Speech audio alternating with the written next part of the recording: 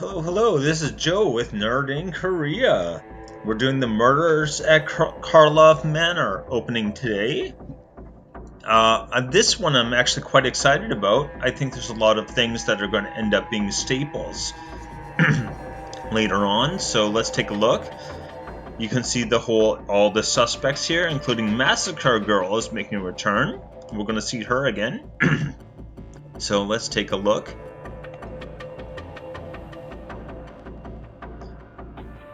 So the top value cards first. Delny Streetwise Lookout.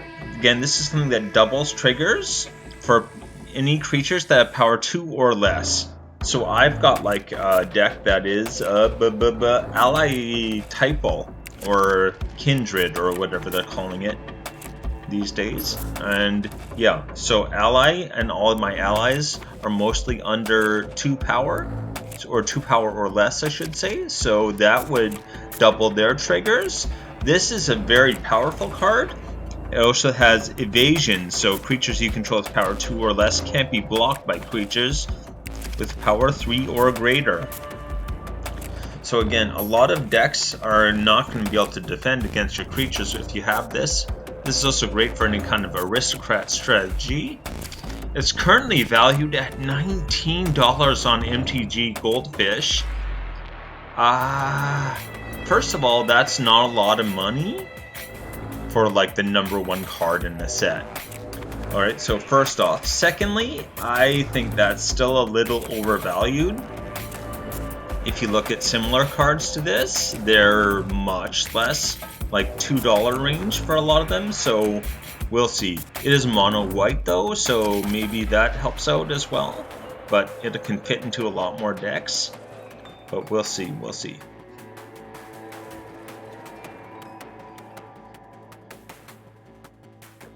And Massacre Girl, Known Killer. Gives all of your creatures wither. Okay, this I think seems at first glance like it's not a big deal. But indestructible? Gone. It doesn't matter if they have indestructible, right? This counters so many strategies, I think. And a lot of cards that are like save your butt cards just don't even work against this. So yeah.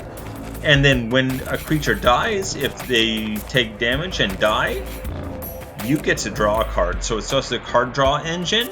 I think this is great. It's $16.32 right now. I think that's around the right price. I would not say that that's overvalued, at least.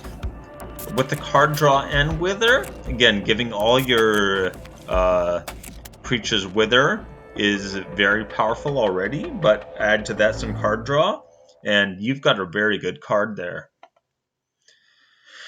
Alright, and I am going through this very quickly because my son is supposed to get home any minute now. And once my son gets home, this is over. My son is 8 years old, so yeah. Anyway. Anzeg the Quake Mole. Again, a mole god. Wow. Kind of have Avatar feelings there, but anyway. Making additional combat phases. Okay, this is, I think, the first card where I say, oh, this is actually undervalued. It is Gruel. Maybe that's part of why the value isn't higher. I think if it was like a monocolor, it would be quite a bit higher, but yeah, this is going to have a little bit more of an issue fitting into some decks. But yeah, Gruel is a great color for this as well.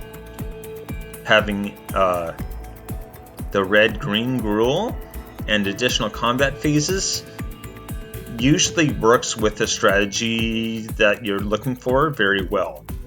The one thing I would point out about this is that, yeah, you can make it so it must be blocked each combat this turn if able.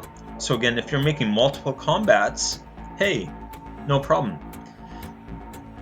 As long as they have creatures, you're going to be able to keep blocking. He's going to need indestructible, I think, but once again, this card versus Wither, doesn't work out very well. $15.49 at the moment. I would say, once again, this is probably undervalued at the moment. But yeah, time will tell. card values don't always make sense as much as I think people look at card values and say, oh, that makes sense. Nah. The more you get into it, the less sense it makes. And anyway, moving on. Number 4, Vein Ripper. Okay, the death trigger, life drain, auto lost thing. Lots of cards have this. So you gain 2 life, and the target opponent loses 2 life. You know, in 1v1 that's very strong. In a game of like Commander where you've got 3 opponents, I would rather just each opponent take 1 damage, you know, and you gain 1 life. But the one thing about this card is that he has ward sacrifice a creature, so you can target him with your own effect, and then he'll ward against it, and then you sacrifice. So he's kind of like a sack outlet that gives you a bonus for your creatures dying. So that's quite good. Currently valued at $8.93. Sack outlets aren't that hard to find, and the effect is fairly common. This is, like I say, is overvalued. Yeah. My overvalued card for this set is this right here. I really don't see it maintaining even $8 or close to $9 value. It's going to drop. So, yeah. Especially like 6. Anyway. And finally, Ley Line of the Guild Pact. I think this is the card that's going to really stand out and be, in like 2 years down the road, the one that's going to have the most value out of this whole set. So, all lands are every basic land type. It also gives each non-land permanent you control is all colors, so that can be very useful. But this is almost like, this is a Wooburg staple, right? And at the start of the game, if this is in your hand, you just put it straight into play. Like boom, and yeah. Hopefully you can keep it in play long enough to get some value out of it. It is going to be pretty high on the removal list, but if you're able to start the game with it and to get your setup going, it's a crazy strong card. And yeah, it's only 4 mana to cast, so even if you don't start with it in your hand, it's not that bad to get down. And it has a lot of options about how you can cast it, so that's also a big bonus. Again, when you have these double things, you choose, right? So here it's green or white, green or blue, black or green, and red or green. So you could just pay 4 green, or you could play white green, green red, or green green, black red, or whatever you choose, right? So it has a lot of options. Right now it is $8.57 on MTG Goldfish. This is the only rare that's on the top 5 list. And yeah, wow. This is much, much better, I think, than almost everything else on this list so far. So, yeah. Next, we're going to look at some budget cards. And by budget is very vague. I know a lot of people say budget and they mean under $10. Yeah, that's crazy sauce. I'm talking under $2. Even most of the things I consider budget are like $1 or less. But anyway, for this, we're going to go under $2. Insidious Roots. Okay, this is one where I have a Chatterfang deck. So again, Aristocrat Golgari strategy, and yeah. Anyway, Convoke decks love this. Convoke, again, you have your creatures helping to cast spells, and you can also tap them for 1 mana of any color. So yeah, if you have anything that allows you to untap, you're going to get double the value out of them. I mean, I guess that's true anyway. You don't really need Convoke for that, but with Convoke also, I guess, Golgari green-black isn't really a common Convoke color, but anyway. It's basically a Jaheira enchantment, so if you have the Jaheira, like I just got for like $3, this does the same thing except it's enchantment, so it's harder to kill. Yeah. And whenever one or more creature cards leaves your graveyard, create a plant 0/1 plant creature token, and then put +1/+1 counters on each plant you control. So even if you've got some kind of like plant Golgari Typal or Kindred deck, then that is a real strong card to have. Anyway, but yeah. And it's only 189 at the moment. That's definitely going to go up. I feel like that is real undervalued. A lot of these are very undervalued. Doppelgang. Oh my gosh. Okay, this one is the mana cost is very high. That's the only thing that stops this from being just a completely crazy bonkers card.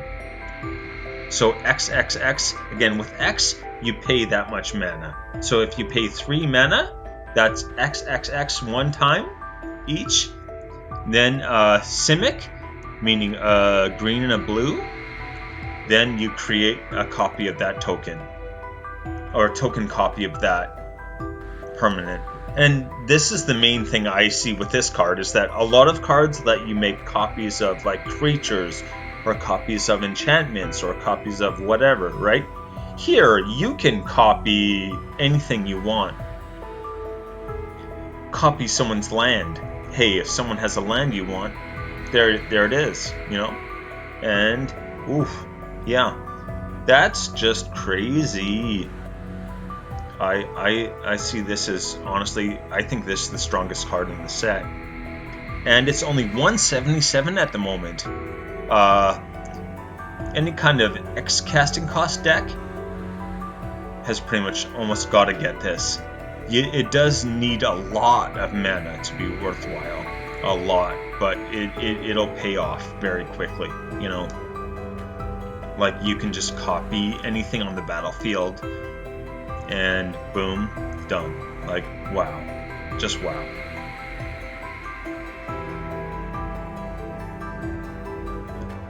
Yaris, Roar of the Old Gods. So this is kind of a weird one, but I think it's very good. Other creatures you control have haste. Ability number 1, giving everything haste. Hey, very good. And then, face down creatures. Okay, this is called Morph.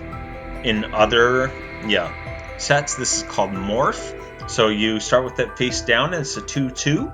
And if it's a creature, you can pay its casting cost and flip it over. So it kind of works like pseudo card draw as well, where like you're getting access to them, but if they're not creatures, you just end up trapping whatever it is as a 2/2 creature. So you do have to. It's nice to combine with like a scry effect or something like that, so you know what's actually on top, or even just being able to see the top of your deck. And then, hey, Bob's your uncle. Whenever a face-down creature you control dies, return to the battlefield face down under its owner's control. So that's crazy, because if you do have a 2/2, let's say you have a 2/2 instant, that dies, you return it to the battlefield as a 2/2 instant. It's basically the same thing, right? And if it's a creature, you flip it over for free. Usually you have to pay for its casting cost. Here you just like flip it over because it died. That is a really good way to like cheat things into play, right? If you've got a creature that costs like 6 or 7 mana, just bring it in as a 2/2, kill it, flip it over, boom. Like, just very, very, very strong. And then it has haste as well, right? So it's acting right away. Only 125 at the moment.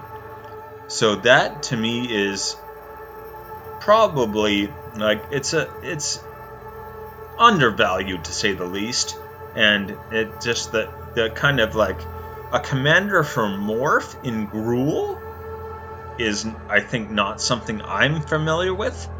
I mean, there's pretty pretty limited morph cards in general, but in Gruul especially. Like the red-green is going to have those really big creatures to begin with, so getting the big red-green creatures out without paying their mana cost, just absolutely amazing. But anyway, yeah. Definitely going to see some decks around this guy. And outrageous robbery. So first of all, this is stealing cards, which I think always bugs people, but it's a lot of fun. Essentially, this is pseudo card draw, and you can use any mana as mana to play the cards that you've stolen. So you don't have to worry about the color of mana or anything like that, and you're able to steal from other people's decks. This does work very nicely with like a mill strategy, because you are taking cards out of their deck. Of course, once they're out of the game, you don't have access to those cards anymore, which is the downside, but this does quite a job, I think. And in mono black as well. I think mono black having more card draw and more, or a pseudo card draw. Again, if you have access to their cards, hey, it's the same as you having cards in your hand, right? Doesn't really matter, but anyway. It is 173 at the moment. Once again, undervalued. Way undervalued. Once this finds a home and gets some use, that price is going to shoot up. I don't see it not doing that. And Krenko, Baron of Tin Street. Yeah, if anyone has a Goblin Typal or Kindred or whatever you want to call it deck, I say Typal, but anyway, that's a whole other thing. This is a great card.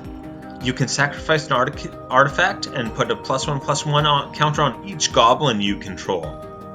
Goblin decks usually are just about like amassing larger and larger armies. So the fact that you can just throw +1/+1s on all the goblins.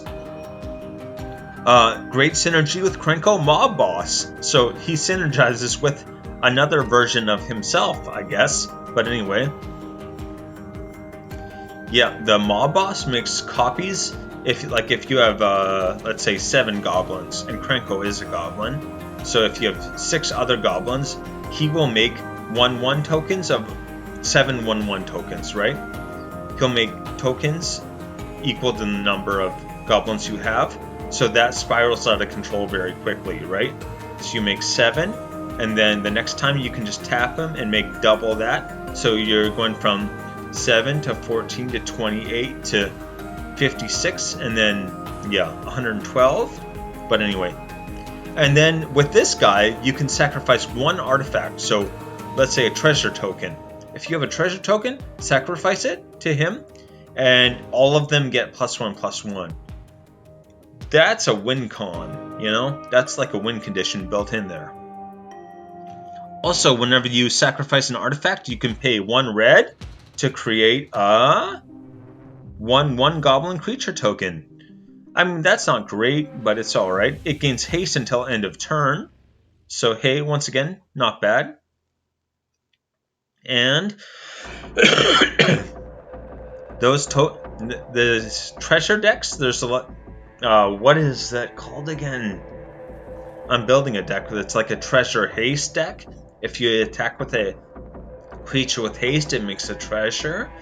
And here, basically, you can use the treasure to make a token. So tap the treasure, sacrifice it, and when you sacrifice it, you make 1 red, and then the 1 red becomes a goblin. So yeah, here you can kind of just, especially if you've got Krenko Mob Boss on the battlefield as well, that gets out of control very, very fast.